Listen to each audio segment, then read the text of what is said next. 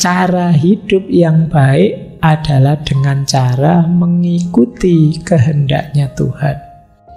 Membuat kita refresh lagi, segar lagi, baik secara individual maupun secara sosial. Kita segar lagi.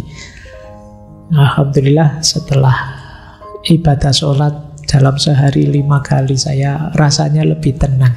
Itu revitalizing.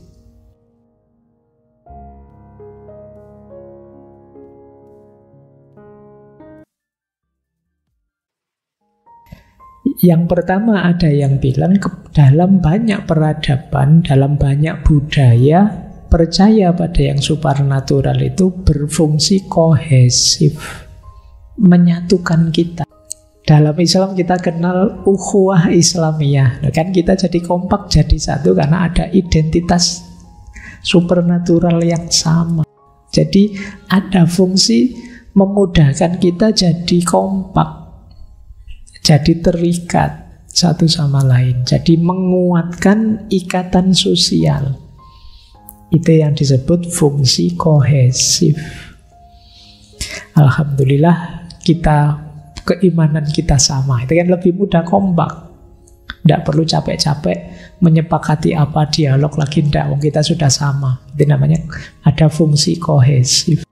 Yang kedua, percaya pada yang supernatural itu ada fungsi suportif. Fungsi suportif, fungsi pendukung hidup. Hidup kita ini kadang-kadang kalau mengandalkan yang normal-normal saja, selesai kita. Tidak berdaya kita, wong kita manusia itu lemah. Adanya kepercayaan pada yang supernatural sering menguatkan kita, mendukung kita. Tidak apa-apa, saya sengsara di dunia, besok di akhirat. Nah, itu kan lumayan, kamu masih ada semangat. Orang itu kok enak ya, jahat mulai bayi sampai mati. Enggak, tapi nanti di akhirat ada siksaan. Coba tidak ada yang supernatural, kamu putus asa sudah. Kalau gitu saya jahat saja, Pak. Buktinya itu jahat, enak terus. Jadi ada fungsi suportifnya.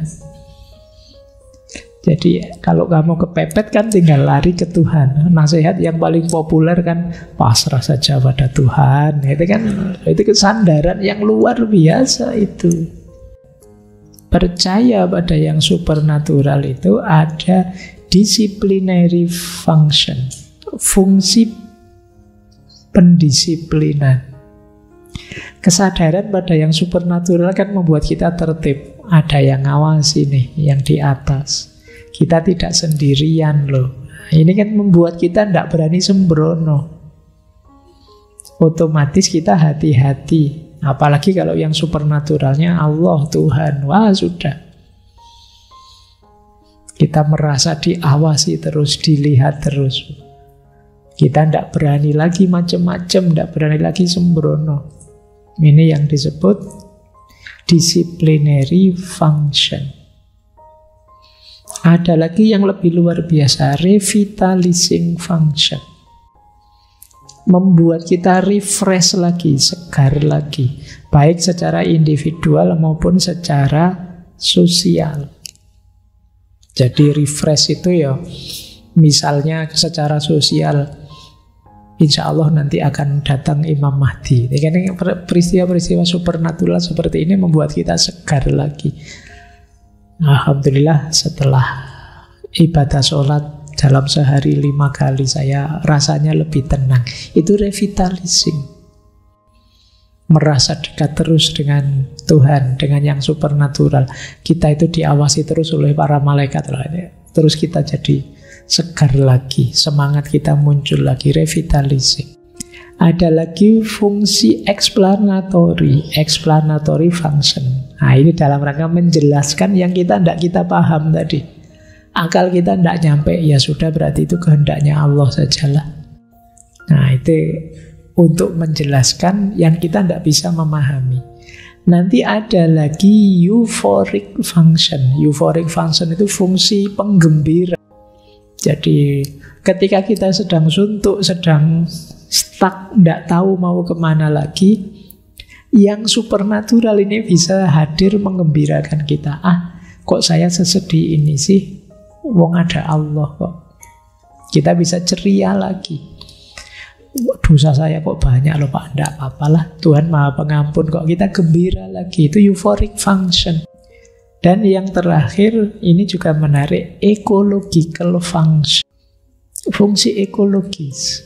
Ketika kita percaya pada yang supernatural, termasuk tadi di balik barang-barang makhluk-makhluk alam dan lain sebagainya di sekeliling kita, itu dia ada dayanya, ada yang bilang ada ruhnya dan lain sebagainya. Itu kan membuat kita menghargai alam sekeliling kita. Tidak berani sembarangan. Mau nebang pohon, wah nanti kalau penunggunya marah gimana? Itu kan lebih membuat sakral. Itu kearifan-kearifan nenek moyang kita kan juga masuk ke situ. Kadang-kadang ada pohon yang dikasih kain kayak baju. Itu kan kita apa berani sembarangan nebangnya kayak gitu? Tidak akan berani. Dulu pernah saya praktekkan zaman saya S1 di kos-kosan. Jadi saya dulu zaman S1 itu sebelahnya kos saya itu ada gang kecil cukup untuk jalan satu orang. Itu pesingnya luar biasa. Karena orang lewat kadang kencing di situ. Itu dikasih tulisan apa saja tidak mempan sudah. Dilarang kencing di sini. Itu ya tetap kencing di situ. Ditambahi lagi, dilarang kencing di sini kecuali anjing, tetap kencing pagi. Paling batinnya dia dianggap anjing, ya ben yang penting kencing. Akhirnya sama teman-teman dia kasih trik, beli bunga yang biasa dipakai untuk ke makam itu ditaburkan di situ setiap hari Kamis. Nah, begitu mau kencing lihat bunga, kamu aja yang ngeri kan mesti. Nanti khawatir anumu tiba-tiba bengkok kena. Iya. Oh, akhirnya tidak berani. Ternyata lumayan loh, kepercayaan pada yang supernatural bisa mencegahmu melakukan kerusakan di muka bumi. Jadi itu yang disebut ecological function. Coba kamu cari inspirasi ya mengatasi sampah itu. Yang sekarang kan kita bingung di Jogja ini. Dengan kearifan ekologis memanfaatkan yang supernatural. Karena kita itu biasanya lebih ngeri kalau ketemu yang supernatural itu. Kalau sanksinya cuma denda 10.000, 20.000 itu kita masih nekat. Coba sanksinya kamu diculik wewe gombel atau apa gitu, mungkin kamu lebih ngeri lagi. Nah, baik ya. Jadi ini fungsi percaya pada yang supernatural. Saya tidak tahu untuk konteks hidupmu yang lebih operatif yang mana, tapi ada banyak sekali. Jadi kita percaya pada yang gaib itu ya secara duniawi manfaatnya ternyata juga besar. Baik. Nah, ini ada istilah menarik. Natural supernaturalism. Natural supernaturalisme. Supernaturalisme natural. Ini pandangan dari Thomas Carlyle. Jadi kata dia, sebenarnya apa yang kita sebut natural di sekeliling kita itu luar biasa loh. Hanya saja kita belum mendalaminya secara serius. Yang kita sebut natural itu mungkin kualitasnya setara dengan yang supernatural. Hanya saja kita belum paham. Yang kita sebut mukjizat, itu kan khariqul ada. Itu mungkin juga sebenarnya natural, cuma kita belum menjangkaunya saja. Belum paham rumusnya. Misalnya dulu apa? Nabi Isa bisa menyembuhkan penyakit kusta misalnya. Luar biasa pada zaman itu, karena dianggap tidak ada penyembuhnya. Tapi sekarang orang sudah tahu penyembuhnya. Jadi alam di sekeliling kita itu sebenarnya sudah supernatural, sudah luar biasa. Hanya saja kita belum memahaminya. Jadi hal supernatural yang kita temukan di alam dalam hidup kita sehari-hari itu namanya natural supernaturalism. Jadi tidak usah cari jauh-jauh di sekeliling kita. Kalau kita bisa menggalinya, akan ketemu keajaiban-keajaiban alam yang luar biasa. Tidak harus mencari above atau beyond atau against. Jadi yang semula kelihatan ajaib sekarang terbongkar. Ternyata yang ajaib itu ada di sekeliling kita dan biasa. Nah, ini namanya natural supernaturalism. Nah, temukan keajaiban dalam hidupmu masing-masing. Temukan yang luar biasa di sekeliling. Nah, pasti akan ketemu karena alam ini sifatnya ajaib, luar biasa. Banyak rahasia, banyak misteri yang bisa kita ungkap, bisa kita bongkar. Ini natural supernaturalism. Baik, ke sini sekarang. Ada bagian kecil dari supernaturalism yang populer. Namanya paranormal. Paranormal bukan dukun ya. Jadi paranormal itu, para itu artinya melampaui. Normal itu kenormalan. Jadi paranormal itu fenomena di sekeliling kita yang terjangkau sih, bisa kita lihat, bisa kita amati, tapi kita tidak bisa menjelaskannya secara ilmiah. Rasanya kok tidak masuk akal ya. Nah, itu namanya paranormal.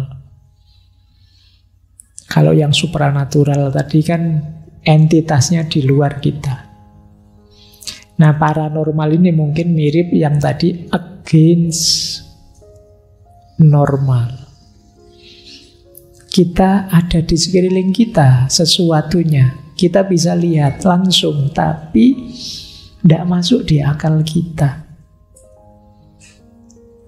Mungkin ada orang yang bisa baca pikirannya orang lain tentang hantu-hantuan, kemampuan psikis tertentu, kejadian supernatural luar biasa, dan lain sebagainya.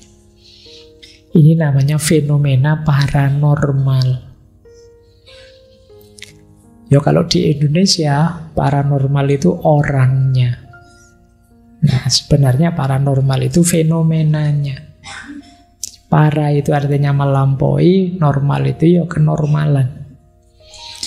Nah, ya ini memang sifatnya percaya tidak percaya, tapi ada dua perspektif. Ketika kita masuk dunia paranormal, kita masukkan ke pembahasan. Ada yang perspektif positif, ada yang perspektif negatif. Ada yang pro. Nah, yang setuju, percaya pada yang paranormal. Yang percaya itu melakukan biasanya 3 di antara cara pendekatan penelitiannya. Gimana cara saya memahami yang paranormal, Pak? Yang pro bisa dengan model anecdotal approach atau parapsikologi atau participant observer approach. Ini penelitian yang agak menarik. Oke, yang pertama anecdotal approach. Ini ada tokoh namanya Charles Fort yang menginisiasi model anecdotal approach.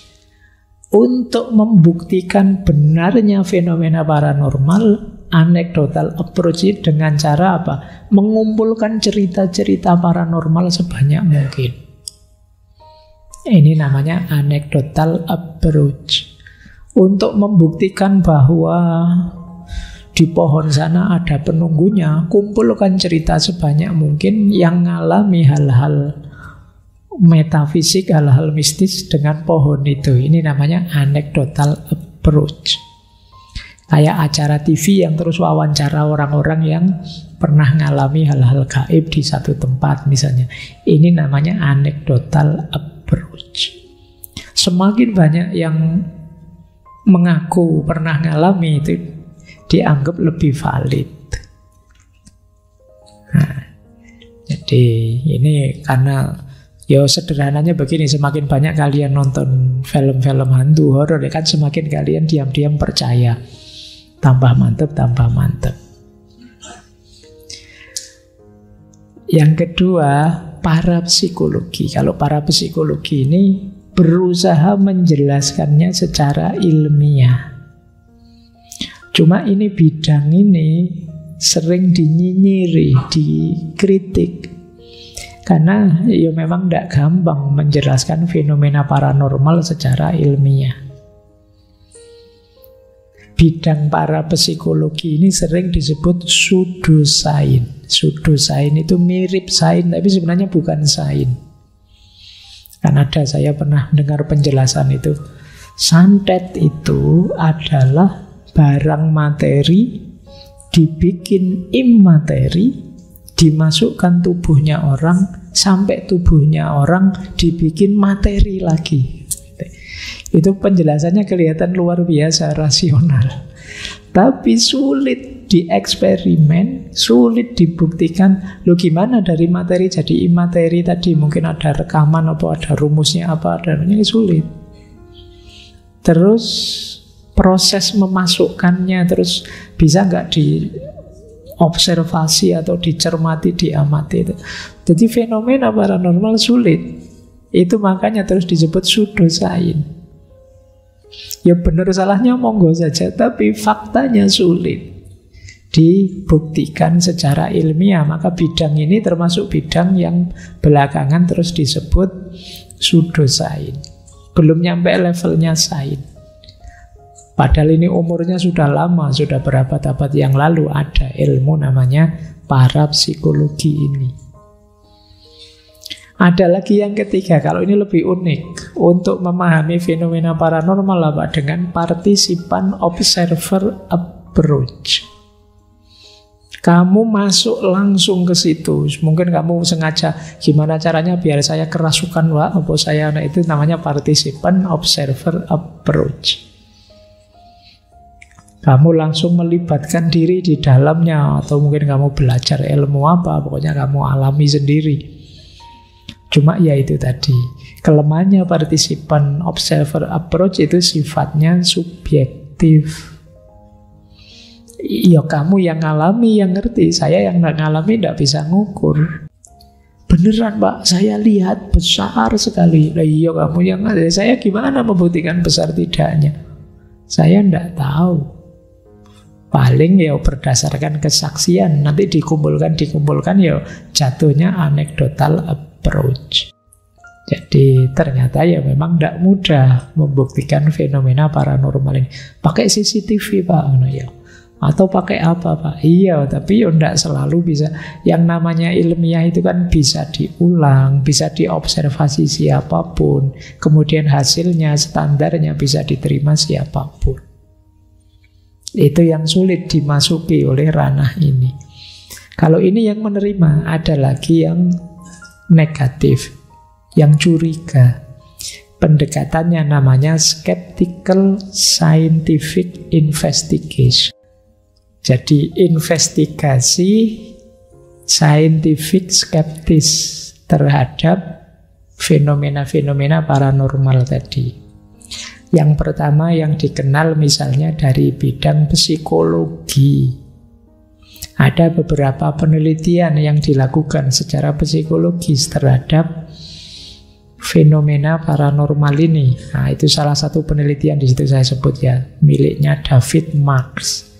Seorang psikolog, dia menyimpulkan bahwa fenomena paranormal itu kadang-kadang sifatnya magical thinking saja. Pikirannya saja yang sifatnya paranormal, mindsetnya saja, kacamatanya saja yang paranormal. Jadi karena pikiran itu kalau terkondisikan serba paranormal, kan melihat apa-apa paranormal. Ya kayak tadi loh, angin lewat rasanya kayak ada yang lewat. Nanti kacamatanya nutup sendiri, wah ada hantunya ini, jangan-jangan gitu. Itu berpikir yang serba supernatural. Kadang-kadang mental imagery, bayangan mentalnya saja. Ini mirip seperti bias kognitif di pertemuan-pertemuan sebelumnya. Sebenarnya angin biasa yang menggerak-gerakkan kelambu, tapi ya bayanganmu saja seolah-olah kayak ada orang menari-nari di situ. Itu namanya mental imagery. Bayanganmu saja. Atau subjective validation. Subjective validation itu ngaku-ngaku. Ya sulit kita membuktikannya. Kadang-kadang kan kita ada orang itu yang biar seru ya ngaku-ngaku. Atau sebenarnya biasa saja tapi didramatisir ceritanya. Itu subjective validation. Atau kadang-kadang kebetulan. Kebetulan yang kita anggap kebenaran. Ada orang bisa loncat sampai jauh sekali, Pak. Itu tidak normal, supernatural. Itu kebetulan mungkin karena dia nyopet dikejar orang banyak. Kepepet tiba-tiba bisa loncat. Diulang tidak bisa, kebetulan. Ada banyak hal-hal kebetulan yang kadang-kadang kamu anggap ini, wah ini supernatural ini. Padahal itu kebetulan belaka. Atau ada hidden cause. Kamu hanya melihat efeknya, tidak melihat sebabnya. Terus kamu anggap itu luar biasa. Kamu melihat faktanya, wah ini luar, padahal itu sebelumnya sudah ada sebab-sebab yang kamu tidak melihat, itu namanya hidden cause. Atau memang fraud. Fraud itu penipuan. Nah ini secara psikologis ada kecurigaan begitu terhadap fenomena paranormal tadi. Ini yang spesifik paranormal ya, mungkin lebih dekat dengan law supernatural tadi. Kemudian neuroscience. Nah, neuroscience lebih detail lagi, nanti itu diasosiasikan dengan gejala-gejala transmisi yang ada di otak kita, termasuk melimpahnya hormon dopamin. Lagi-lagi dopamin, kemarin yang teori konspirasi juga dopamin. Dopamin itu membuat kita excited, terus menemukan pola-pola. Jadi ada bayangannya awan, terus wah ini saya dikejar-kejar. Nah, itu namanya menemukan pola. Ini karena hormon dopamin. Kita melimpah-limpah sendiri, kita heboh sendiri. Itu ketika hormon dopaminnya hadir. Sebenarnya tidak ada apa-apa sih, terus ketakutan kita membuat hormon dopamin memuncak. Di rumah sendirian, itu kan terus pikiran kita aneh-aneh. Akhirnya lampunya dinyalakan semua. Terus kamu tidak berani tidur, musiknya dikeras-keraskan, dan lain sebagainya. Ada suara kelodak sedikit saja kamu, wah ini karena pengaruh hormonal tadi. Nah itu perhatikan ya, ini kritik. Jadi versi skeptical scientific investigation. Kalau ini saya kutipkan dua pernyataan filosof besar tentang fenomena hantu-hantuan. Yang pertama dari Immanuel Kant, yang kedua dari William James. Kata Immanuel Kant begini, cerita-cerita hantu itu selalu didengarkan dan diterima dengan baik secara pribadi, tapi ditolak tanpa belas kasihan di depan umum. Nah, itu maksudnya apa? Itu kayak kalian diam-diam dengerin cerita horor, tapi kalau ditanya, kamu percaya gitu-gitu? Ya enggak, kata siapa? Cuma untuk iseng saja kok, hiburan. Jadi begitu. Itu kata Immanuel kan, kita dengarkan dan diterima dengan baik secara pribadi, tapi ditolak tanpa belas kasihan di depan umum. Bagi saya sendiri, meskipun saya tidak tahu cara roh manusia memasuki dunia dan cara keluarnya, hantu-hantuan ini kan biasanya gambarannya roh masuk terus bisa dikeluarkan dan lain sebagainya. Tapi saya tidak berani menyangkal kebenaran dari banyak narasi yang semacam itu. Jadi saya tidak bisa membuktikan benarnya, tapi juga tidak bisa membuktikan salahnya. Jadi tidak saya bantah. Kata William James, seberapa sering ilmu pengetahuan membunuh semua filosofi-filosofi hantu-hantuan, menyembunyikan hantu di bawah tanah sebagai khayalan yang begitu populer, tapi fenomena-fenomena itu ada, tersebar di seluruh sejarah. Ada banyak orang yang berusaha mematikan dalam tanda petik, menyingkirkan hal-hal yang kita anggap paranormal tadi, dianggap tidak ilmiah lah, dianggap tidak masuk akal dan lain sebagainya. Tapi faktanya fenomena semacam ini tersebar sepanjang sejarah. Itu kata William James. Ini untuk yang paranormal tadi ya. Kalau untuk yang supernatural kan luas, termasuk agama dan lain sebagainya. Kadang-kadang ini maksudnya adalah etika supernaturalisme. Kalau etika supernaturalisme itu berarti etika berdasarkan ketuhanan. Jadi etika berdasarkan yang supernatural. Maksudnya apa? Teori etika ini percaya bahwa satu-satunya aturan moral yang valid itu ya aturan moral yang dari Tuhan. Ini etika supernaturalisme namanya. Kita yang beragama kan juga yakin seperti ini. Sebenarnya kita ada di sini, cuma kita tidak bisa mendefinisikannya, menteorikannya. Jadi cara hidup yang baik adalah dengan cara mengikuti kehendaknya Tuhan. Ini yang disebut etika supernaturalisme. Ada kritik-kritik nanti, ada pertanyaan-pertanyaan juga. Nanti ada yang tanya begini, terus apa bisa Tuhan jadi sumbernya kebaikan? Jawabannya ya pasti bisa. Tuhan maha baik, Tuhan maha tahu, dan Tuhan cinta pada kita.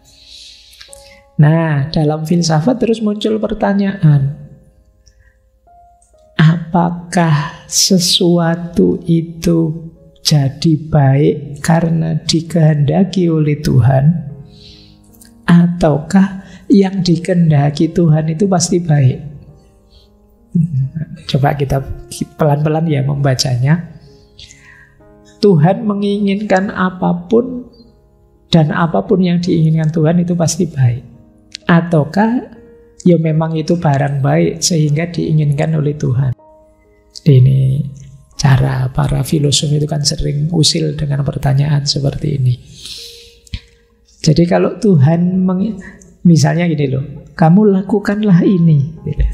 Nah, ini tadi itu memang sesuatu yang baik sehingga diperintahkan oleh Tuhan, kamu jalankan. Ataukah karena diperintahkan Tuhan, ya itu pasti baik sudah.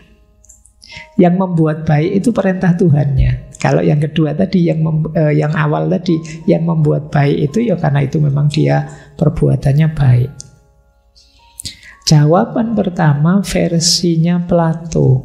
Kalau kata Plato, Tuhan itu menginginkan sesuatu karena itu baik. Jadi yang diinginkan Tuhan pasti hal yang baik. Jadi bukan karena diinginkan Tuhan dia jadi baik. Jujur dan bohong, itu Tuhan pasti menginginkan kita untuk jujur, karena jujur itu hakikatnya baik. Nah, cuma kalau jawabannya ini berarti teori supernaturalisme itu sebenarnya kurang relevan. Kenapa? Ya tadi berarti ya tanpa diperintahkan Tuhan pun ya kita bisa menemukan mana yang baik, mana yang tidak. Karena hakikatnya perbuatannya memang sudah baik. Oke, itu jawaban pertama itu. Jawaban kedua, oh enggak begitu. Apapun yang diinginkan Tuhan pasti baik. Ini jawaban versi satunya. Terus ada pertanyaan begini, gimana kalau Tuhan menyuruh kita bohong? Apakah itu terus jadi baik? Jawabannya kelompok supernatural, iya. Kita saja yang tidak paham. Ada beberapa hal yang mungkin menurut kita buruk, tapi diperintahkan Tuhan.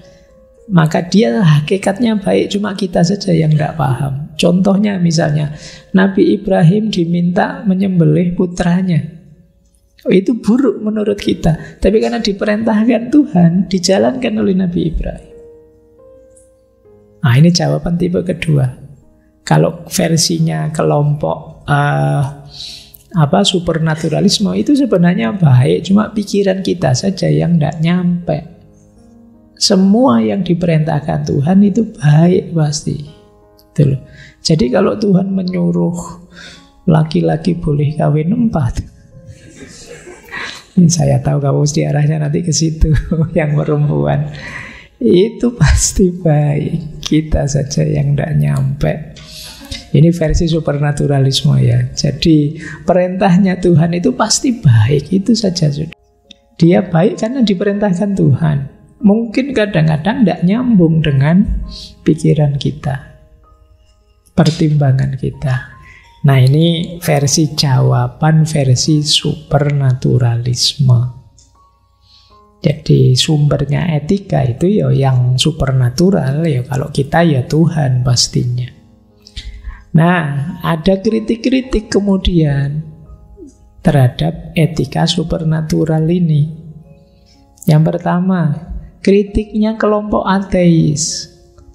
Loh, kalau sumbernya kebaikan itu hanya Tuhan, kami yang tidak percaya Tuhan berarti mesti buruk dong.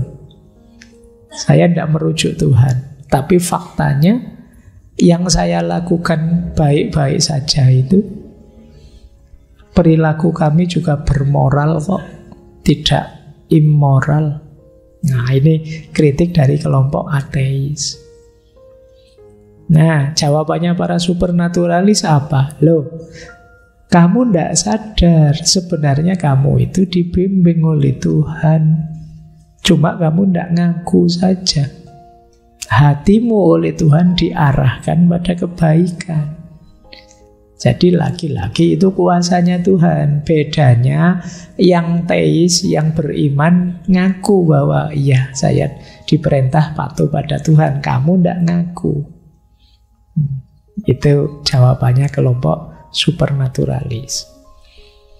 Nah, ada lagi kritik selanjutnya, konstruksionis. Pandangan konstruksionis itu wawasan keagamaan kita, termasuk tentang baik buruk, itu kan hakikatnya sejauh pemahaman kita saja. Bolehlah sumbernya Tuhan, tapi kan pada akhirnya yang merumuskan kita. Jadi levelnya manusiawi. Berarti meskipun merujuk Tuhan, pada akhirnya kita sendiri yang merumuskan. Sesuai tradisi budaya, ritual di mana kita hidup. Nah, jawabannya para supernaturalis sama. Iya. Tapi yang mengarahkan hati, mengarahkan pikiran kita tetap Tuhan.